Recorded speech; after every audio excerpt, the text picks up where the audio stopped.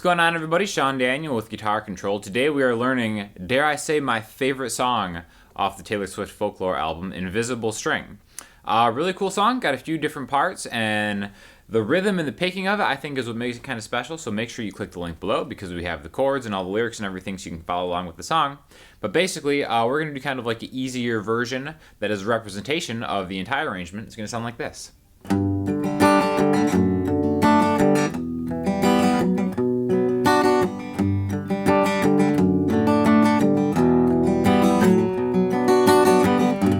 Okay, so that's just the verse, and then there's a couple other parts, but let's just get right into the verse chords, all right? So, not too difficult chord-wise, but let's talk about how we're going to play these. We're going to start with the G major chord. My middle finger is the low E string, 3rd fret, pointer finger, 2nd fret on the A string. My ring finger is grabbing the 3rd fret on the B string, okay? I'm going to play with the pick. You can play it with your fingers, however you want. But basically, it's more than just like a bar, 1, 2, 3, and 4 and. It's more of like a, okay, like a 1, 2, and 3, and 4, and 1, 2, and 3, and 4, and 1, 2, and 3, and 4, and 1, 2, and 3, and 4, and. And that's how we can kind of get that dual guitar vibe they have going on the album version and make it kind of sound a little bit just like it with one guitar, right? So the way I'm doing that is on the 1 count, and again remember, counting, musical counting is super important. 1, 2, and 3, and 4, and 1, 2, and 3, and 4, and. You can hear where the dynamics and the accents are. On the 1, I'm just going to strike the root note, right, which is the G, the low E string 3rd fret. 1, 2, and 3, and 4, and. Now on the 2, I'm going to go further into the chord, okay? I'm going to aim for just the A and the D string. 1, 2, and, okay? Now right there, just a 2 and an and is going to be a down and an up. Now you can kind of try to aim for just those 2 strings, or if you want, you can just kind of get the A string down and the D string up. 1, 2, and 3, and 4, and. Okay?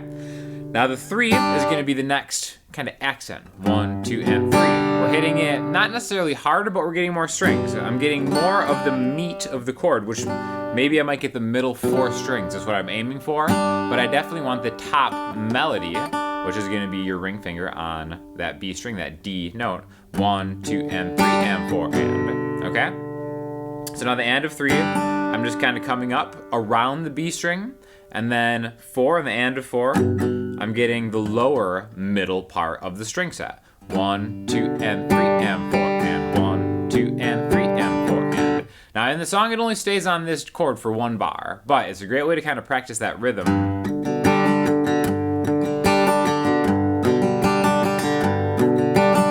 If you want to really kind of aggressively hear what you're trying to play with the accent, make sure you palm mute it. Again, I'm just locking my palm into the bridge so I don't get as much of a sustain, so I can really hear where those accents are kind of coming in, right? So that's going to be the vibe, the tempo, the feel of the song. Now we can just really substitute different chords into that same pattern. First thing we're going to do is we're going to go to this D/F sharp chord, okay? It's just a D major chord, but with the F sharp in the bass. That's why I wanted to use this G major chord voicing where your ring finger is on the B string, because you can pivot off of it into this. All right, so you keep your ring finger where it is. Your middle finger goes down to 2 on the G string, and your pointer finger grabs the F sharp, the 2nd fret on the low E string. Same thing. 1, 2, and 3, and 4, and. Okay, again, I'm starting with that bass note, which is an F sharp. Now the reason it's a slash chord is because the bass note is not the root note of the chord. Remember with the G, I struck that low E string first. The G is my bass note in a G, that's why it's just a regular G major chord. 1, 2, and 3, and 4, and a D chord with the F sharp in the bass. Sometimes I'll just call that a low D chord. After that, we're opening up to an E minor chord, middle finger 2nd fret on the A string, ring finger 2nd fret on the D string. Our root note is now again the bass note, E. Okay, 1, 2, and 3, and 4, and same strumming pattern, and then end up on B minor. Okay, pointer finger 2nd fret of the A string, ring finger and pinky 4, 4, D, and G respectively, middle finger 3, B. You can bar it if you want your pointer finger to kind of pull double duty and get 2A and 2E, or you can just really play the middle 4 strings of that B minor chord and not worry about what's on top, melody-wise. Okay, so that's the whole progression for the verse. G, D slash F sharp, E minor, B minor. Then when we apply that strumming picking,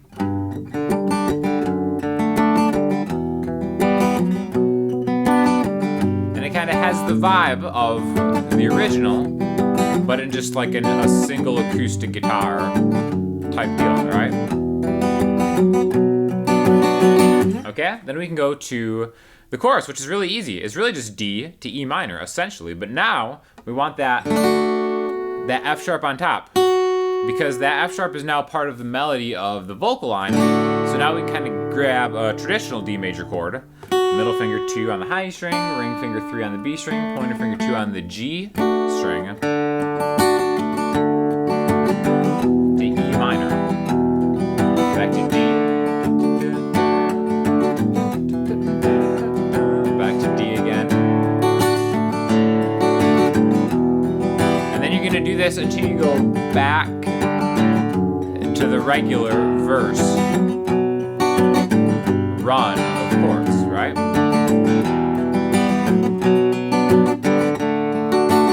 Chorus chords.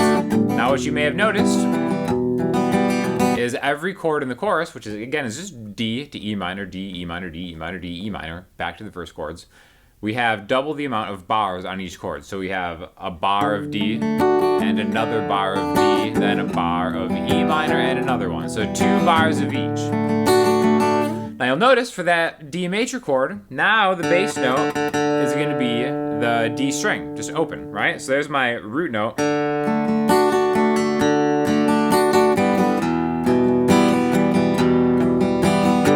Another thing you may have noticed, because it is kind of a quick thing to be able to keep that in time, I'm leaving that chord early, right? So if I was going to count it, 1, 2, and 3, and 4, and 1, 2, and 3, and 4, and 1, 2, and 3, and 4, and 1, 2, and 3, and 4, and. So the cool thing about this key, specifically, and a lot of keys, and even if it's not in the key, you can hit that open string set on that 4th beat of the bar, and then just hit it open to buy yourself time to get to the next chord. 1, 2, and 3, and 4, and E. See how it doesn't sound bad, it's just kind of neutral, right? And again, playing that neutral, just open string set in time is a great way to buy yourself time to kind of get where you're going, right? So the next part we're gonna do is the bridge, and it's really the same vibe, except now we just have the introduction of an A minor chord, okay?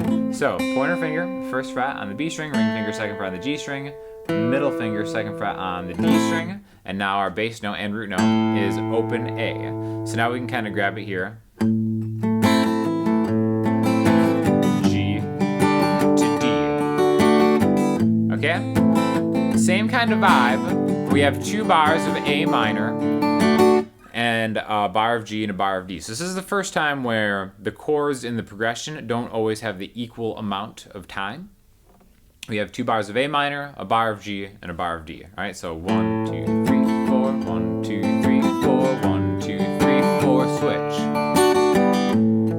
I can still do that thing with my hand where I'm jumping. And again, I like using the traditional voice of D major chord right here. You can do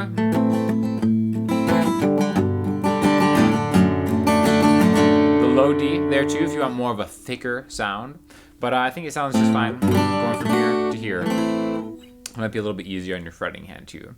So the only other part is really an outro, which honestly the outro is kind of the same thing as that that bridge that we just talked about, but I've seen chord charts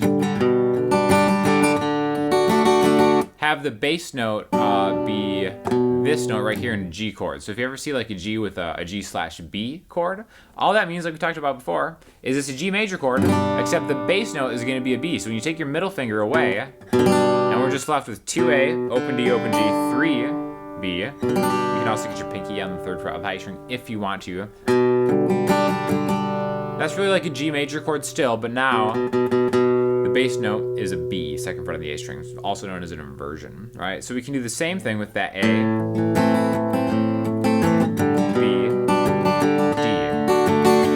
And it might not not seem that different. So here, I'll do both of them, right? A minor, inversion to D, or A minor,